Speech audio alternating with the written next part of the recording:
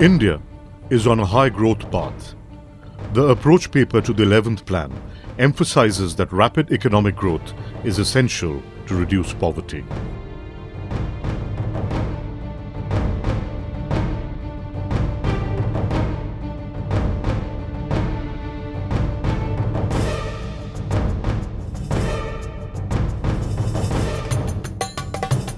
Urban centers are increasing in numbers and size.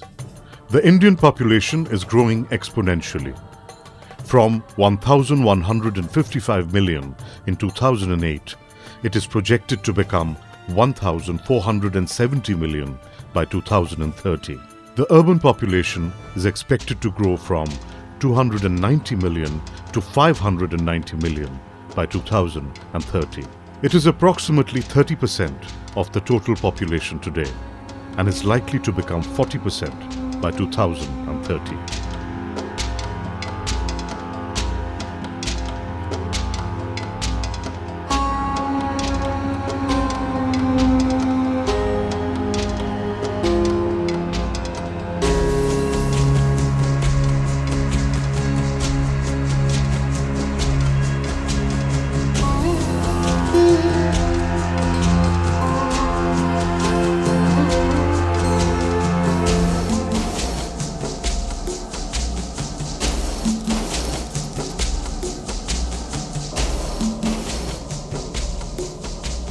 The scale of urban expansion will bring unprecedented multiple pressures on the environment.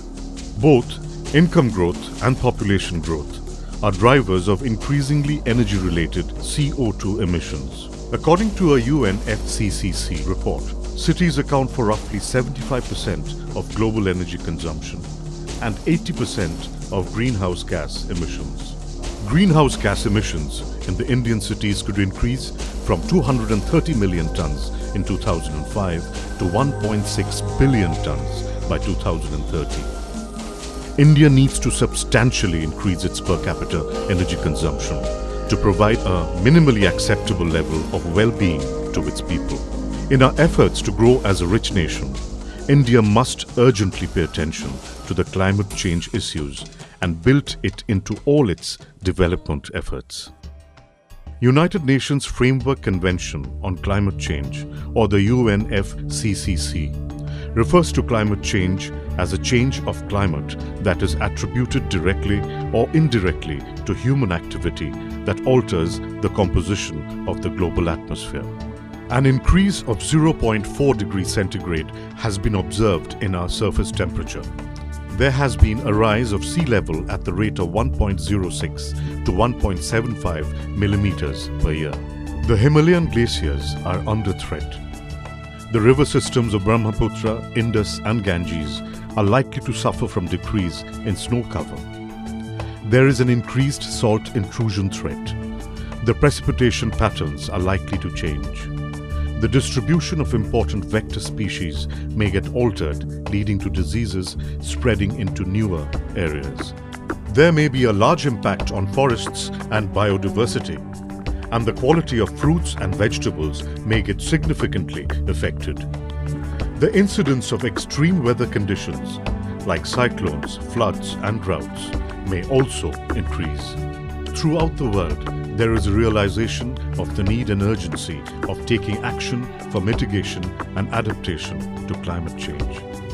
The UNFCCC, IPCC, and several other international organizations are all meeting regularly to address this issue. India is a signatory to the UNFCCC and has recently announced its National Action Plan on Climate Change, the NAPCC.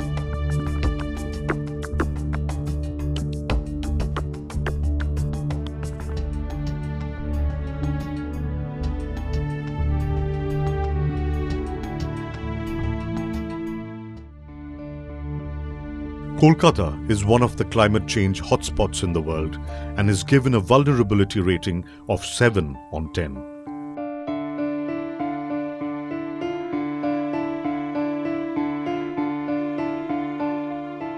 It tops in the list of gross CO2 emissions in India. These impacts will only grow in the time horizon of 2050 as the city population rises, and with it comes increasing development and urbanization in a metropolis which has already grown and sprawled, largely in an unplanned way.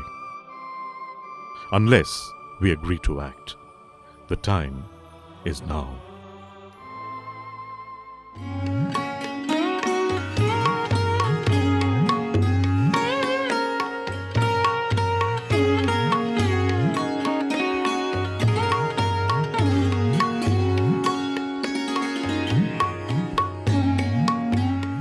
The city depends very heavily on surface water supply from the river Hooghly. We have a long-term scarcity problem and short-term oversupply problem. Food security through water supply is one item that Ganga Basin might face in the event of a relatively quick decline in the surface water supply.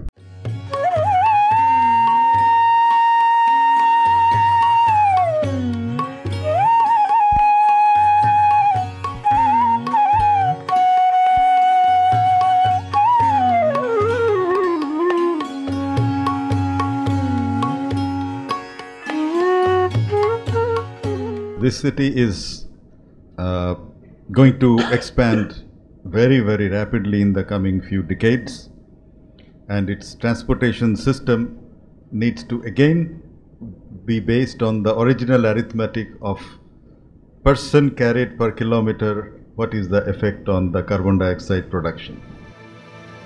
According to the Kolkata Metropolitan Development Authority's plans for Kolkata 2025, it will be building 2 ring roads amounting to some 200 kilometers of new roads, 3 new satellite townships in Howrah, Dankuni, Baruipur, and there is of course the new development of 5,000 hectares in Rajarhat and the new town developments.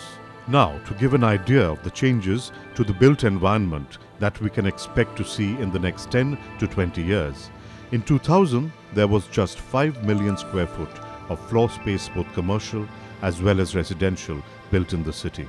By 2005, this had risen to nearly 20 million square feet of floor space, and by 2010, according to the Confederation of Real Estate Development Association, it forecast that a gigantic 250 million square feet of space will be built in the greater Kolkata area. A blind faith in growth without describing qualitatively the nature of that growth is a major problem. I always give this example that when the British established Kolkata, they left the Maidan open.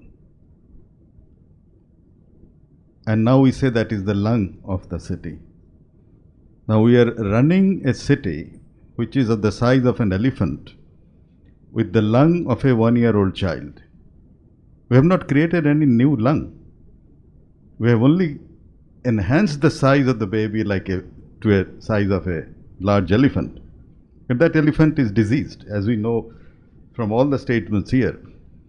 So that is what has to be qualified. Is the growth socially equitable? And is the growth ecologically sustainable? I would also like to say, above all, we need some sort of vision for this city. The river Ganga meets the Bay of Bengal in a maze of rivulets and islands, forming the world's largest mangrove of delta. This is the Sundarbans. Its ecological futility and the dangers it faces today are a matter of mounting concern. Already 19,000 acres of forest land has been submerged.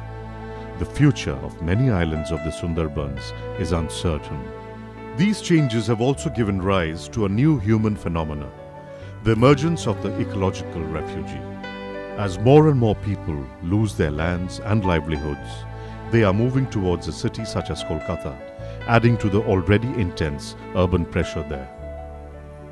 If you see the ability to emit greenhouse gases, Sundarbans is probably among the cleanest in the world.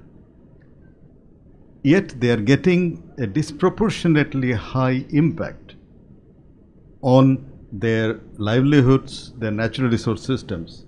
And this is the unique picture of a global change where the suffering of the greenhouse effect, human-induced greenhouse effect, and the root cause of the increased greenhouse gas pollution is not spatially linked, it is globally linked. What I want to stress here is that India is on the verge of coming to the list of countries where it cannot increase its greenhouse gas emission anymore under the Kyoto Protocol. We are, with China, on the verge of crossing the limit where in the list of countries we can still go ahead, but in few years we will be in the list where we cannot anymore increase our greenhouse gas emission.